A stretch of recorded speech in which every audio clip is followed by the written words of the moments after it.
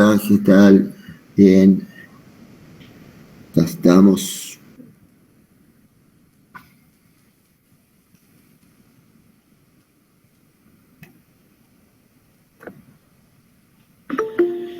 A ver, Esteban Infantino.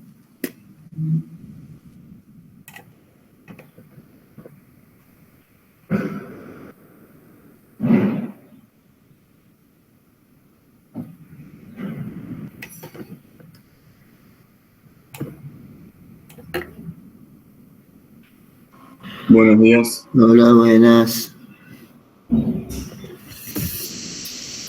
Bueno, vamos a hablar de neumonías, que ya seguramente el tema lo tocaron más de alguna vez en interna, en micro, en APS. Así que será un repaso.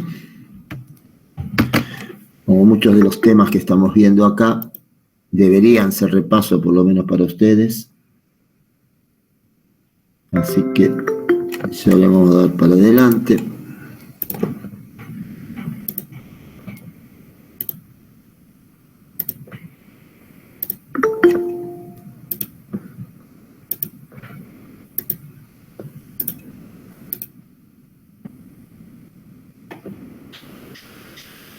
Bueno, cuando hablamos de neumonía vamos a hablar básicamente de neumonía adquirida en la comunidad, que es la que a nivel de atención primaria uno más va a ver, y en la cual vamos a tener que hacer algunas consideraciones en función de la prevalencia que esta afección, por supuesto, tiene. En Argentina se considera la sexta causa de muerte y la quinta entre los mayores de 60 años. Una de las principales necesidades es saber en qué escenario y en qué ámbito voy a manejar al paciente. El 80% puede ser manejado a nivel ambulatorio, un 20% debe ser internados, de los cuales la mitad lo va a ser en áreas de terapia intensiva, porque esto justamente hace a la prevalencia o a la tasa de mortalidad, 4% en general global, menos del 1% en ambulatorios. En los internados, por supuesto, las cifras empiezan a incrementarse, y particularmente en los ancianos, que llegan al 20% casi, y a los internados en terapia prácticamente a casi un 40%. En ese contexto, uno tiene que saber que se están siempre actualizando los distintos consensos. Por un lado, porque aparecen nuevos patógenos, ahí entra en juego por ahí agentes virales, como mismo hantavirus, entra en juego todo lo que hace a... Esperen que dejemos entrar a alguien más. A las clamidias o los micoplasmas, la incorporación de las prácticas médicas basadas en la evidencia, la globalización de los esquemas, nuevos antibióticos no mucho, ¿no? Porque siempre tenemos más o menos lo mismo, ya esto lo venimos charlando durante todas estas semanas, y sí tenemos en algunas situaciones nuevos métodos diagnósticos. En ese contexto, las guías de la Sociedad Argentina de Infectología también se van actualizando en forma paralela, como se van actualizando a partir de las distintas sociedades a nivel global.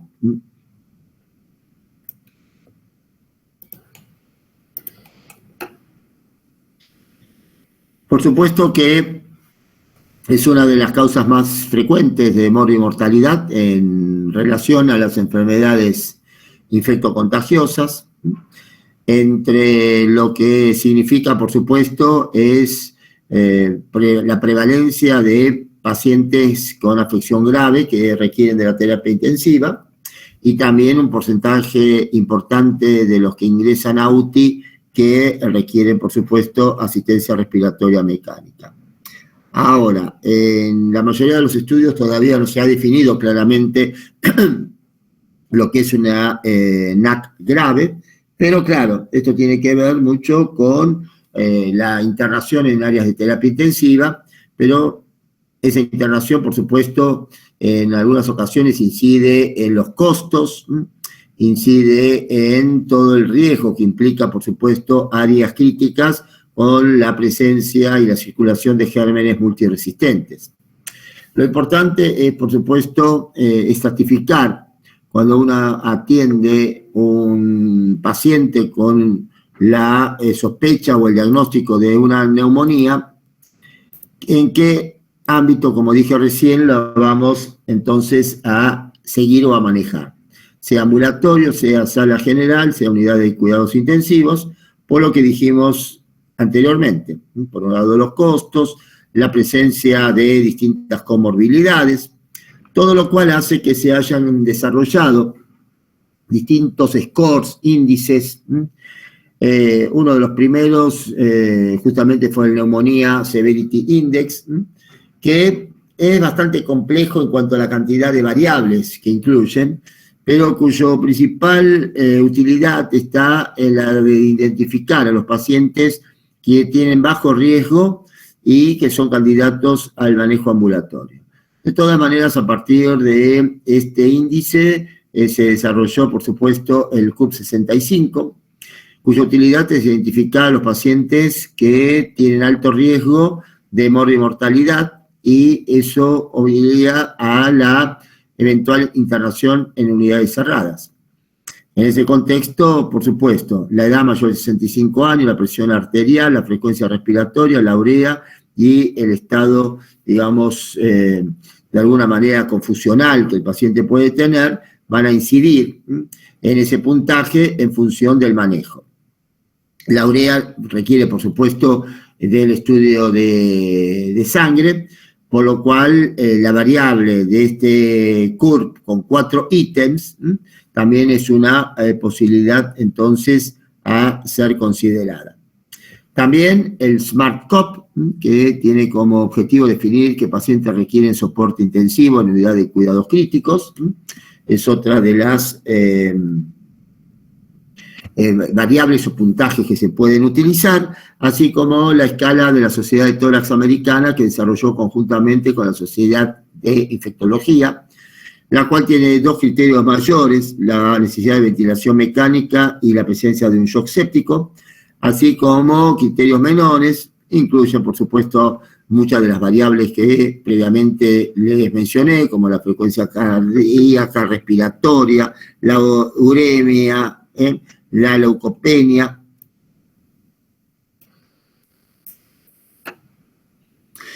la plaquetopenia, infiltrados multilobares, la PAFI del paciente. Ahora, de todas estas escalas, puntajes, scores, se sugiere en general en todo lo que hace a los consensos o por lo menos al desarrollo de algún tipo de, digamos, criterios común, ¿no? Porque lo importante en este tipo de afecciones que son tan frecuentes es utilizar algún score, puntaje que sea de alguna forma útil para todos y que podamos, por lo tanto, valorar, aún sin haber visto al paciente 48, 72 horas antes, pero si me informan que tenía un CURP de 1 o de 2, y ahora uno en el puntaje lo puntea justo con 4, uno sabe, bueno, el deterioro o la rapidez de desmejoría del paciente. Entonces, siempre los puntajes en ese contexto son útiles. ¿Y cuál se sugiere? El más simple.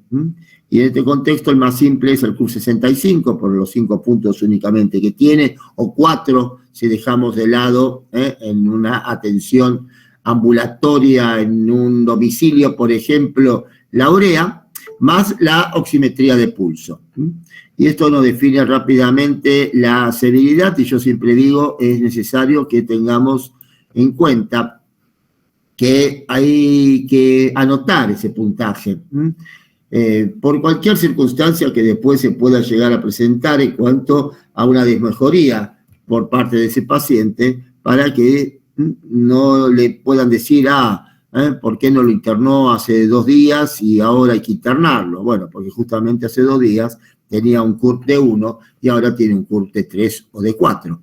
Entonces, siempre poder anotar en la historia clínica, en la planilla, en la ficha donde uno atiende a ese paciente, el CURP más el estado de saturación son los criterios más elementales que podemos disponer para, de alguna manera, estratificar y direccionar a dónde vamos a seguir a ese paciente. Por supuesto que un score ya superior a 2 indica la necesidad de la internación por el riesgo aumentado de morbimortalidad y la necesidad de requerir maniobras dentro de las siguientes horas.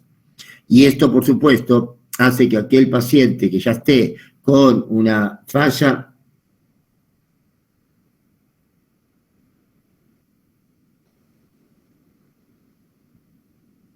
que me está escribiendo mi hijo de Alemania.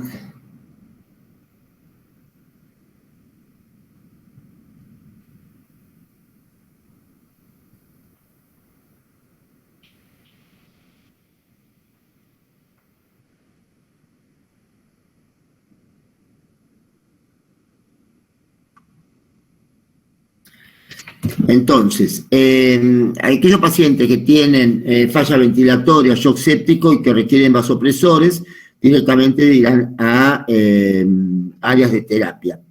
Esto siempre debe ser, por lo tanto,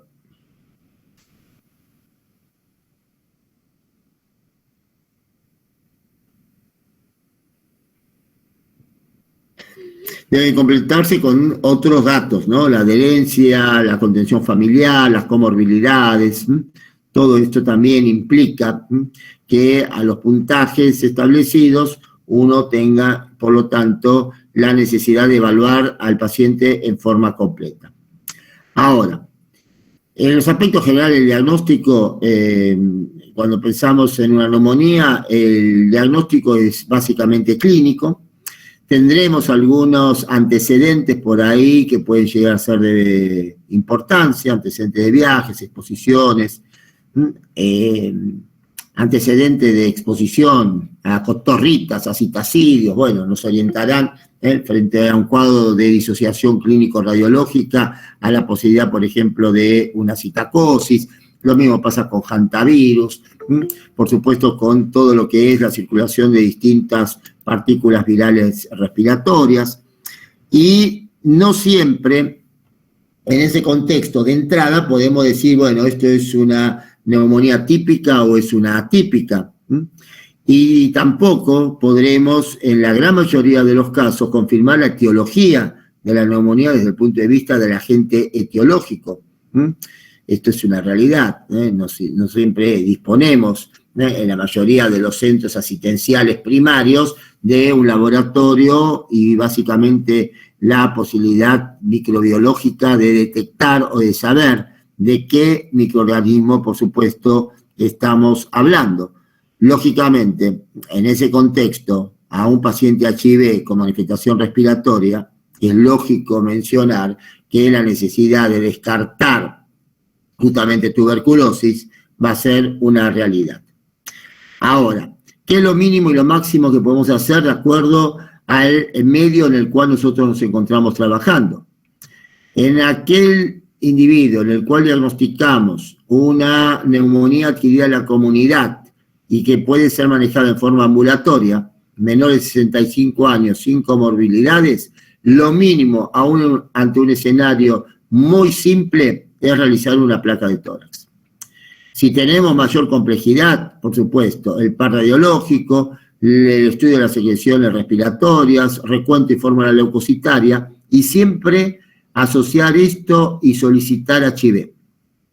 Porque, recuerden, tenemos más de 30.000 individuos en el país todavía no diagnosticados, y muchas de estas presentaciones y diagnósticos, uno no quiere que sean tardíos de HIV, como lamentablemente sucede, sino que ante cualquier circunstancia de sospecha, por supuesto el HIV debe ser considerado.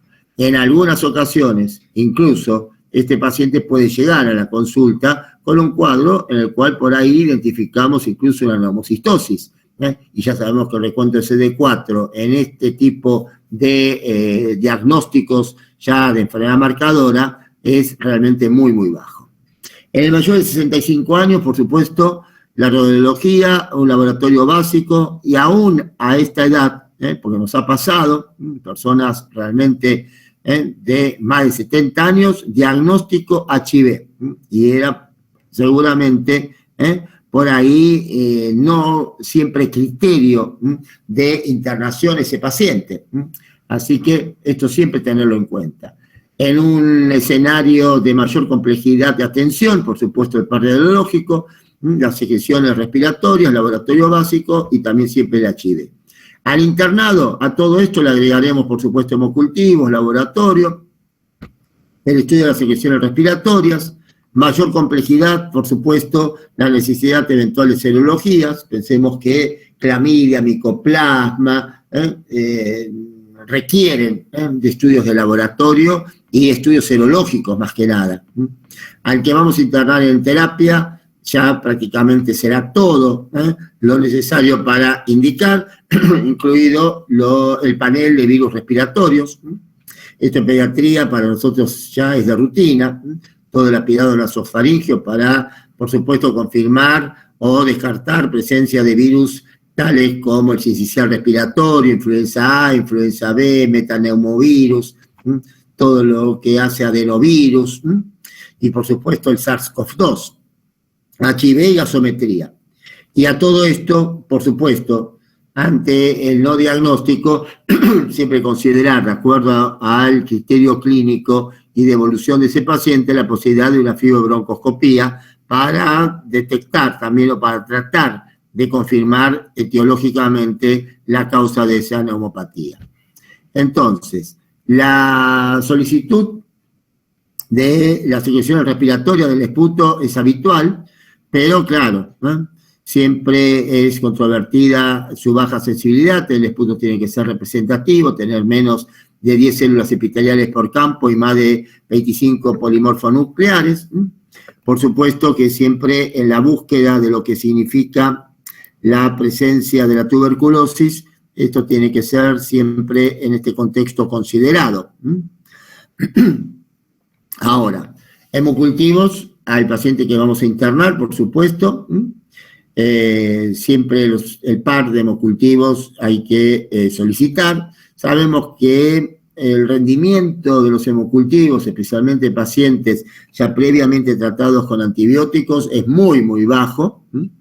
Aún con métodos semiautomatizados, como tenemos en el hospital, no llegamos a índice de positividad prácticamente superiores a un 7 u 8%. Tenemos sí, en el hospital, por supuesto en el laboratorio, que es de alta complejidad, el Film Array, que es todo un panel respiratorio, en el cual sí, tenemos la posibilidad de la detección molecular de la etiología de muchos de estos procesos. Son, por supuesto, aparatos costosos, reactivos costosos y tiene que tener indicaciones muy precisas. Pero el Film Array realmente es de un impacto en cuanto a la etiología o la búsqueda de los agentes etiológicos, en este caso respiratorios, realmente muy, muy útil. Hay panel, obviamente, para hemocultivos, hay panel para gastrointestinal, panel para líquido cefalorraquídeo y panel respiratorio. Pero, les vuelvo a decir, son muy pocos los centros que tienen este tipo de equipamiento, igual que el Bactalert, el Vitek 2, el Malitov, que son todas, digamos, infraestructuras de altísima complejidad, muy, muy caros, pero, por supuesto, de excelente, digamos, valor en cuanto al porcentaje en el cual requerimos y buscamos y encontramos al agente etiológico de estos distintos procesos. El cultivo de líquido pleural, por supuesto, cuando existe derrame, está indicada siempre la toracocentesis, y, por supuesto, el rédito de líquido pleural es relativamente bajo, pero sí, va a tener un impacto decisivo en cuanto a la eventual elección, cambio de antibiótico y, por supuesto, la indicación del drenaje. Por eso todo derrame debe ser punzado, siempre y cuando las condiciones así lo den. Por supuesto que hay que determinar el volumen de ese derrame. La ecopleura es un elemento también hoy en día accesible que nos permite, cuando hay, por supuesto, ya características de empiema, indicar el drenaje quirúrgico. Esto significa, por supuesto, un derrame que es francamente purulento y en el cual ya podemos encontrar incluso la presencia de gérmenes en el examen directo con el Gram. Por supuesto, el cultivo no siempre tiene alta sensibilidad, pero tiene alta especificidad. El lavado bronquialveolar está indicado, por supuesto, en pacientes graves, en pacientes que requieren ingreso a terapia intensiva, en situaciones de fracaso terapéutico, en sospecha de obstrucción bronquial. El lavado bronquialveolar, recordemos que es el método de elección para lo que es el diagnóstico, por ejemplo, de la neumocistosis. La aspiración por punción transtorácica es un método que antes se hacía un poquito más frecuentemente, pero tiene muchos efectos adversos. En general, hoy en día ya no está recomendado, pero podría estar limitado a pacientes muy, muy específicos. Los estudios serológicos siempre vienen después. Los estudios serológicos, por supuesto, nos sirven para confirmar clamidia, micoplasma, nos sirve para confirmar algunas partículas virales como Hanta. Lo real es que sí, en ese contexto, la posibilidad de tener el estudio serológico no nos tiene que hacer postergar todo lo que es la indicación terapéutica. Ahora, por supuesto, la reacción en cadena de la polimerasa, que lamentablemente tampoco está disponible en la mayoría de los centros, sería otra eventualidad, digamos, desde el punto de vista diagnóstico, para ser tenida en cuenta. Ahora, el antígeno urinario sirve para Legionela y particularmente para el neumococo. Y la ventaja que tiene el antígeno urinario, que aún comenzada la terapéutica antimicrobiana, sigue siendo positiva, incluso hasta 3-4 días después de haber comenzado ese tratamiento.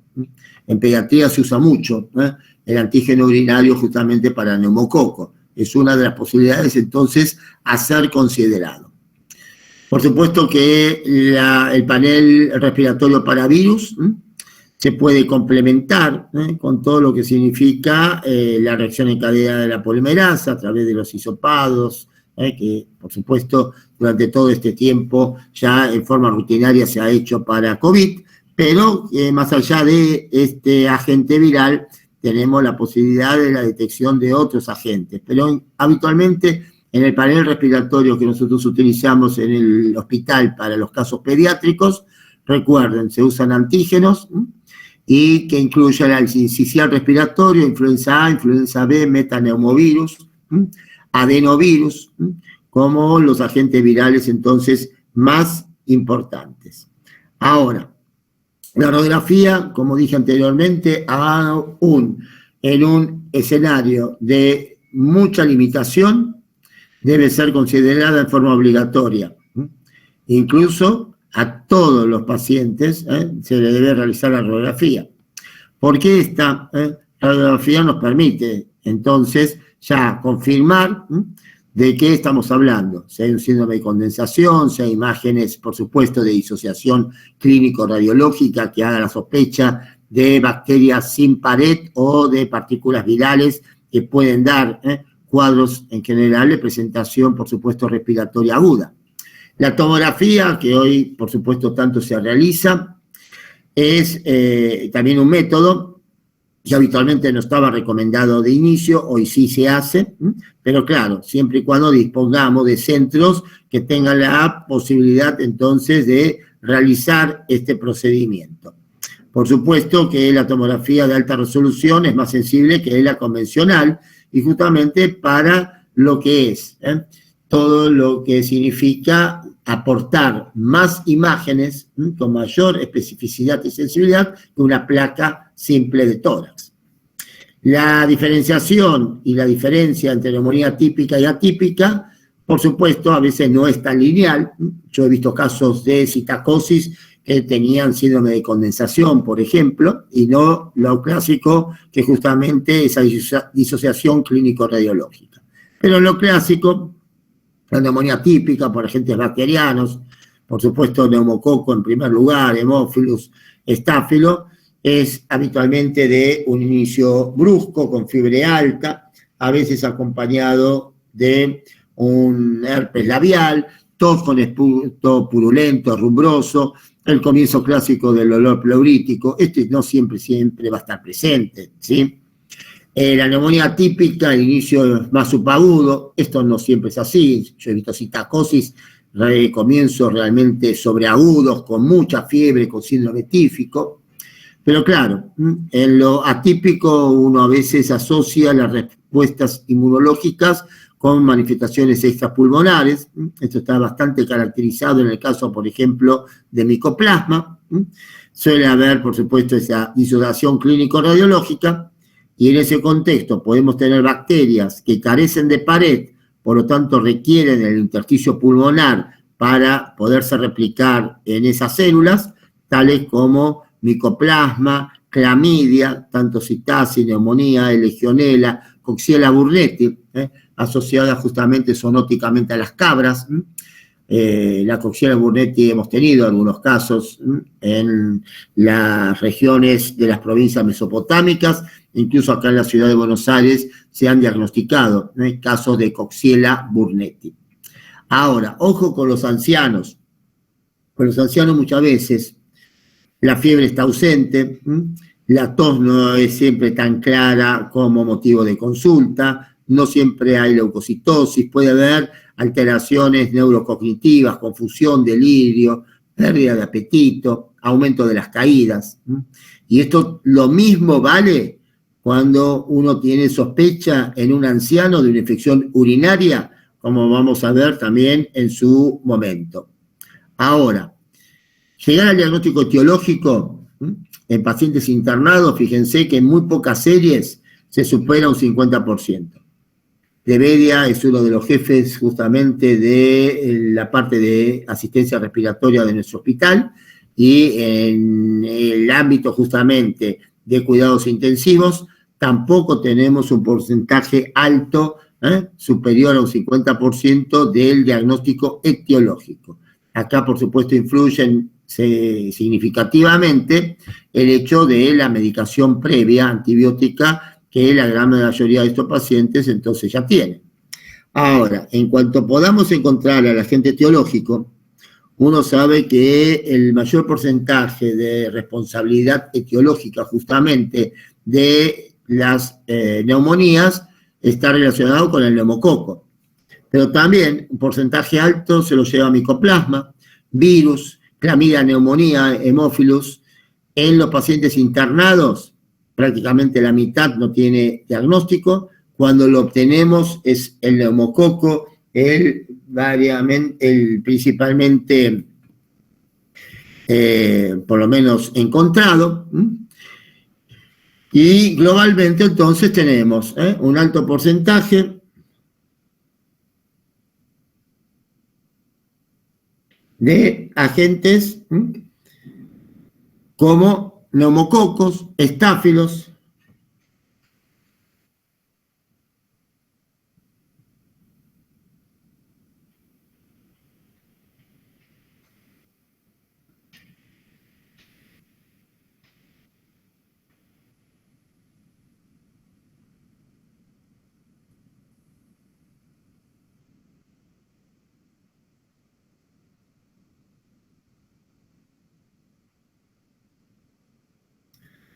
entonces, neumococos, estáfilos, personas jóvenes, micoplasma. Todo hace, entonces, resumir esto,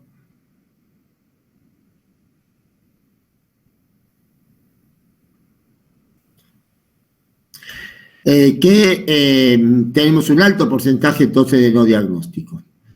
Por supuesto,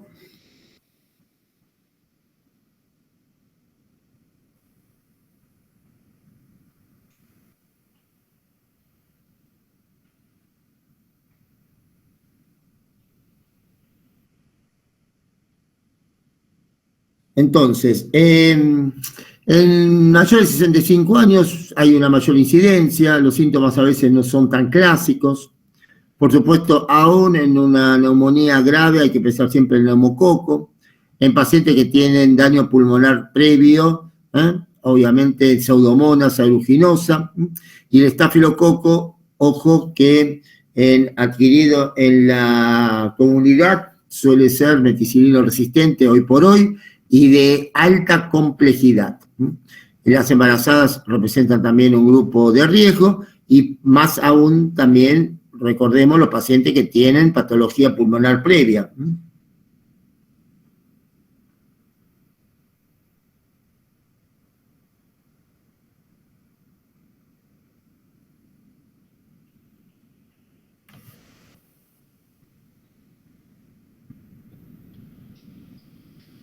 Entonces, pacientes HIV ofrecen, por supuesto, también toda esa dificultad a veces de diagnóstico, porque no siempre presentan respuestas inflamatorias adecuadas.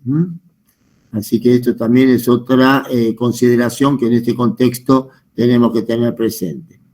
Por supuesto que cuanto más importante sea el descenso de los CD4, menos capacidad inflamatoria van a tener muchos de estos pacientes. Por lo tanto, no esperemos a veces una semiología, una clínica tan puntual como a veces se puede llegar a expresar en un libro o en un protocolo.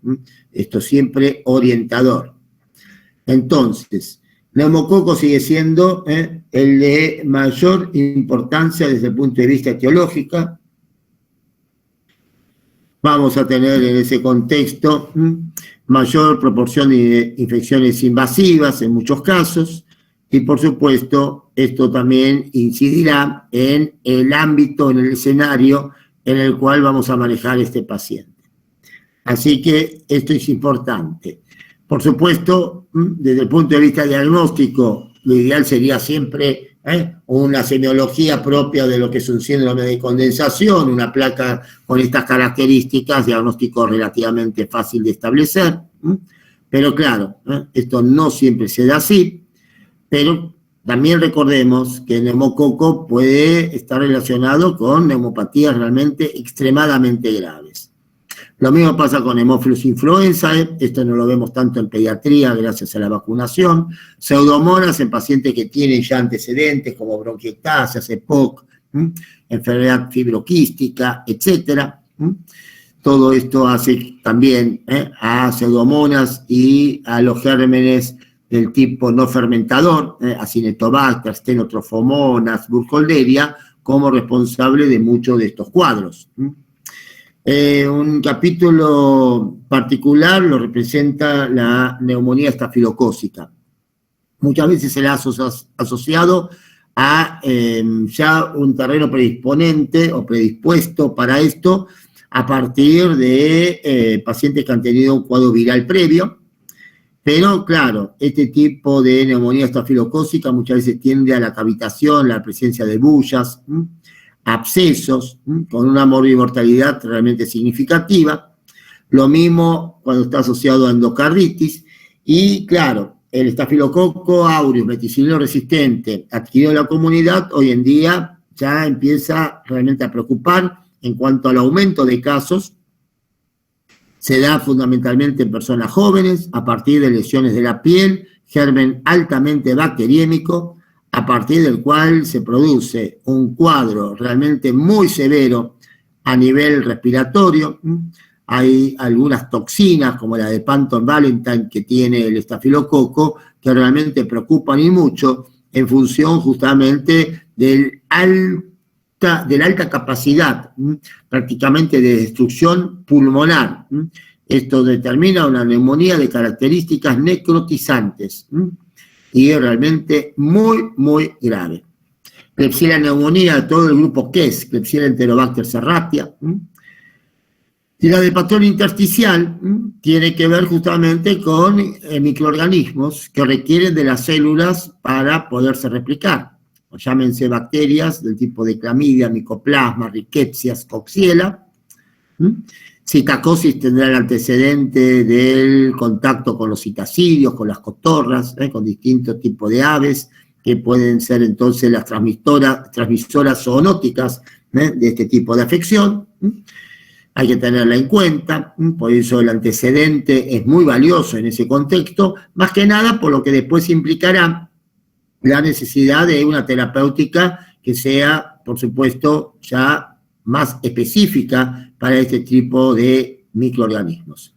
Clamidia pneumoniae, que también puede dar cuadros claros de disociación clínico-radiológica. Mycoplasma pneumoniae, muy de personas jóvenes. Muchas veces se cursa en forma oligosintomática. Muchos de los pacientes, entonces, tienen conjuntamente con esto un cuadro de tipo laringotraqueal, y hay que tenerla en cuenta porque también podemos tener formas extrapulmonares. Hay vasculitis asociadas a micoplasma, así que es un cuadro o un agente que da un cuadro a veces relativamente no tan característico. Personas jóvenes, adolescentes, adultos jóvenes, laringotraqueobronquitis, tos seca, irritativa, persistente, y encontramos un patrón intersticial. Pensemos en el micoplasma, más que nada para pensar también en qué tipo de terapéutica vamos por lo menos a abordar a ese cuadro respiratorio. A veces, por supuesto, puede haber patrones mixtos. La leptospirosis, bueno, es todo un drama, especialmente la leptospirosis que hace el impacto pulmonar hemorrágico, de altísima mortalidad, lamentablemente.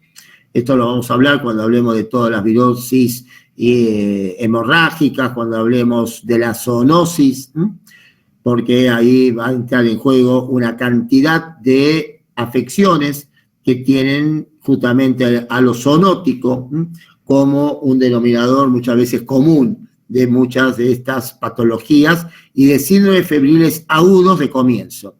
Esto, por supuesto, que también lo vamos a considerar seguramente la semana que viene. Mañana y pasado vamos a hablar de enfermedades exantemáticas. Así que seguramente el martes podremos hablar de todo este capítulo de enfermedades zoonóticas, de enfermedades hemorrágicas, etc. La legionela, tenemos pocos casos en el país, hemos tenido un brote en el hospital de Carmen de Areco, hemos tenido casos de individuos que han venido en cruceros, pero sí, la legionelosis es una enfermedad que ha sido inicialmente diagnosticada ya por la década de los 70, en 1976, en una convención de legionarios que se hizo en Filadelfia, y bueno, a partir de ahí se empezó a incrementar la cantidad entonces de pacientes con este diagnóstico. Por supuesto, hantavirus, todo lo que es COVID, por supuesto, merece su atención. La neumonitis hemorrágica por leptospira, tuberculosis, la neumonía por neumocistis, influenza. Todo esto hace entonces al amplio cortejo desde el punto de vista etiológico que tienen las neumonías, sin olvidar las más frecuentes. Por lo tanto, el abordaje terapéutico va a ser inicialmente empírico. Todo esto, más allá de descartar a partir de la baciloscopía en un paciente HIV o no la sospecha de una tuberculosis, en la cual ya una baciloscopía positiva directamente serán las 4 drogas, la eventual internación del paciente para ya abordar directamente y específicamente el tratamiento. Lo real es que primero tenemos que estratificar en qué ámbito vamos a manejar a ese paciente, y a partir de ahí vamos a indicar, pensando en el neumococo, que todavía a nivel respiratorio sigue siendo altamente sensible a los beta-lactámicos, manejo ambulatorio, amoxicilina, es la droga de elección. Esto hace que justamente al no tener, en el caso del neumococo, altos grados de resistencia a la penicilina, esto indica la posibilidad entonces concreta de abordar con la amoxicilina el tratamiento empírico. Por supuesto, si estamos frente a un paciente joven con un cuadro de disociación clínico-radiológica, pensar en micoplasma, ahí el abordaje, por supuesto, ahora vamos a ver, incluirá particularmente macrólidos. Sabemos que micoplasma, clamidias, rickettsias, coxiela son resistentes naturales a los beta-lactámicos, ya que carecen microbiológicamente de pared, por lo tanto no tiene acción el beta-lactámico. En ese contexto, la indicación específica será un macrólido. La presencia de hemófilus, muchas veces en pacientes que tienen alguna afección, digamos, anatómica previa, hay muchos hemófilos productores de beta-lactamasas, pero no representan hoy por hoy una preocupación realmente importante.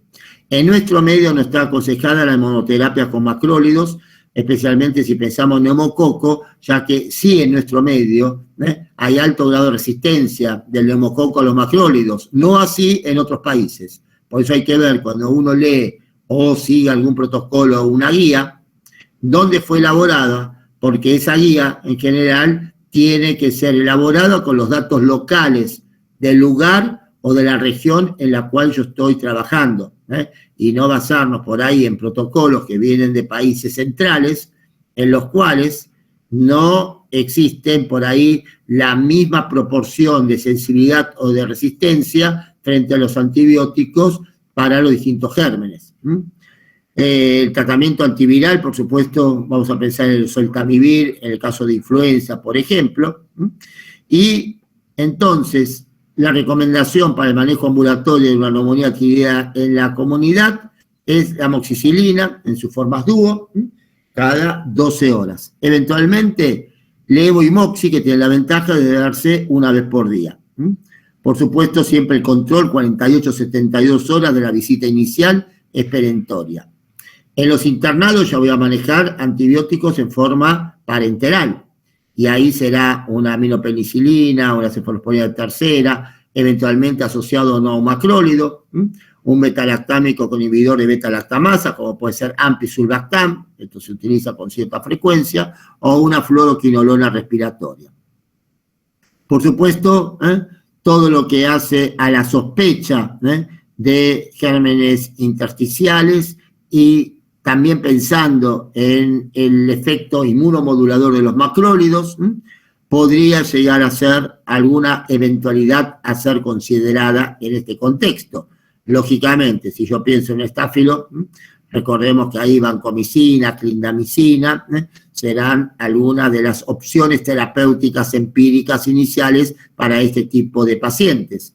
Por lo tanto, esto es importante. ¿Y en quiénes lo voy a pensar? Y en personas jóvenes, en general, con una neumonía grave, rápidamente progresiva, que tiene antecedentes de una infección de piel y estructuras relacionadas, que tiene antecedentes de un cuadro viral previo, antibiótico-terapia previa.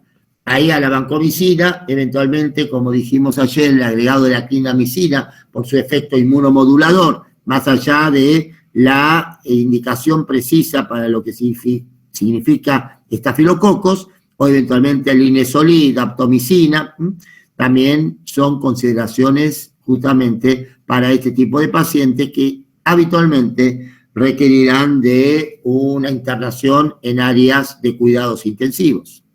Los anaerobios, por supuesto, están muy estimados en todo este tipo de cuadros de muy difícil recuperación microbiológica, y en este sentido tendremos a veces que pensar en anaerobios en pacientes que tienen antecedentes de alcoholismo, adicciones, convulsiones, alteración de la motilidad esofágica, y sí, la cobertura de anaerobios puede implicar la indicación de ampicilina sulbactam o amoxicilina clavulanato.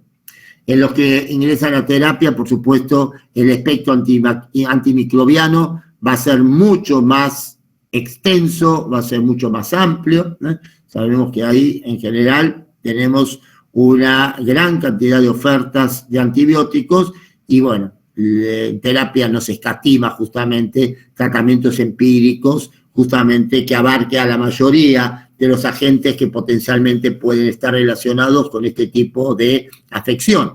En individuos sin riesgo de pseudomonas, beta-lactámicos, aminopenicilina con inhibidor de beta-lactamasas, ampicillin o cefalosporina tercera, más un macrólido o levofloxacina, y en los que tienen antecedentes de POC, de enfermedades pulmonares, obviamente anatómicamente ya importantes, la cobertura para pseudomonas con justamente una ureidopenicilina como piperacilina tazobactama, o dentro de los de cuarta generación cefepima, y también algún carbapenem, del tipo imipenem o meropenem, agregando una fluoroquinolona y eventualmente un aminoglucósido más baclólido. Estamos hablando de pacientes de terapia, en este contexto con riesgo de pseudomonas. Tratamiento antibiótico, por supuesto, esto va a depender de la estabilidad clínica del paciente, de la mejoría, pero habitualmente se habla de un promedio de 7 a 10 días de tratamiento. Por supuesto que uno lo que quiere es en la evaluación de las 48-72 horas, por supuesto que ese paciente esté desde el punto de vista clínico ya estabilizado, y por supuesto que en el contexto de esa evolución rápidamente tratar de desescalar, como hoy en día se quiere hacer, todo lo que se llama el stewardship, el gerenciamiento de antibióticos, el desescalamiento, para que esos tratamientos no sean tan prolongados y eso genere alguna presión de selección de cepas resistentes. Ahora, la tasa de mortalidad relacionada con esta situación va a depender, por supuesto, del ámbito en el cual ese paciente ha sido manejado, ha sido internado o no. Determina, obviamente, una tasa de mortalidad en general de un 10 al 12%, y esto de acuerdo, por supuesto, al escenario, al paciente, va a tener las distintas modificaciones porcentuales. ¿Y cómo se puede complicar esto? Con bacteremia, con shock séptico, con sobreinfección, con un síndrome de dificultad respiratoria, con una insuficiencia renal o con un empiema.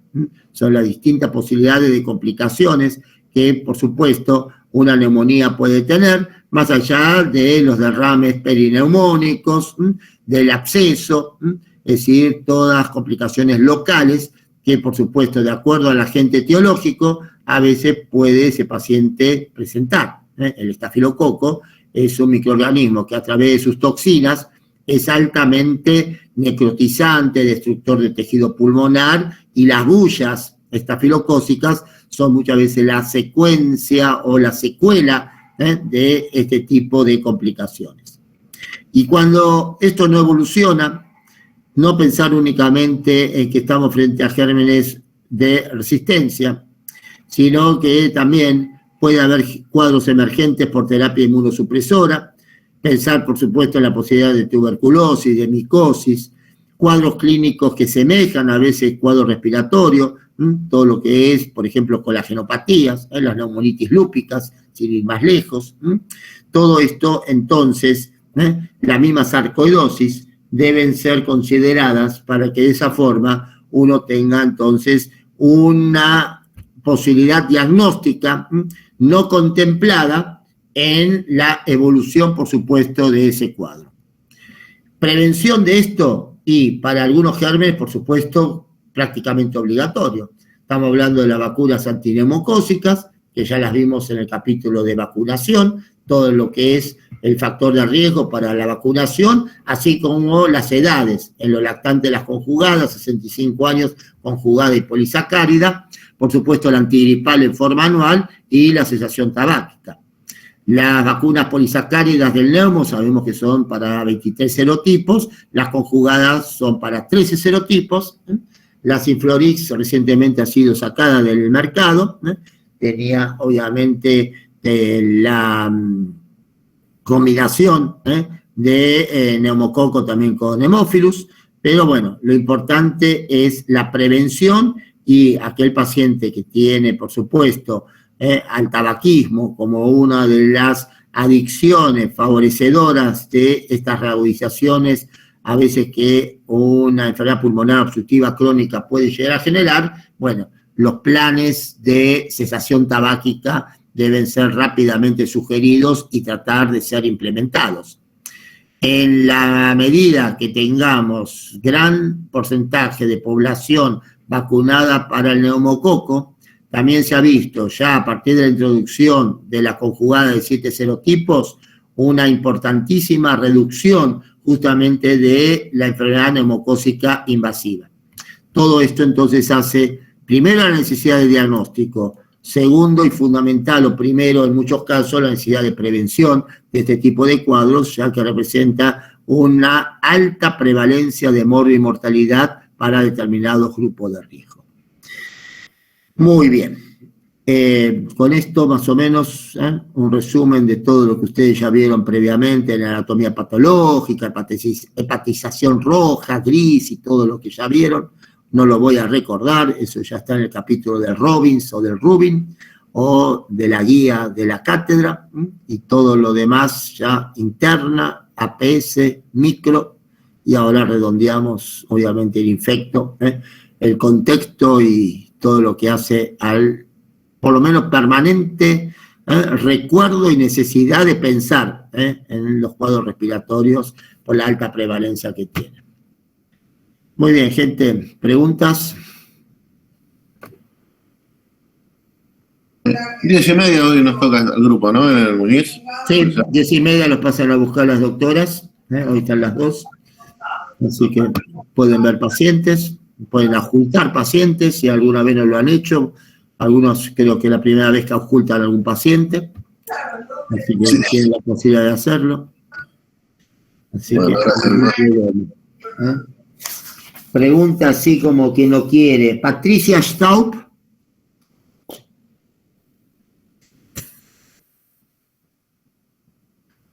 Bueno, seguimos.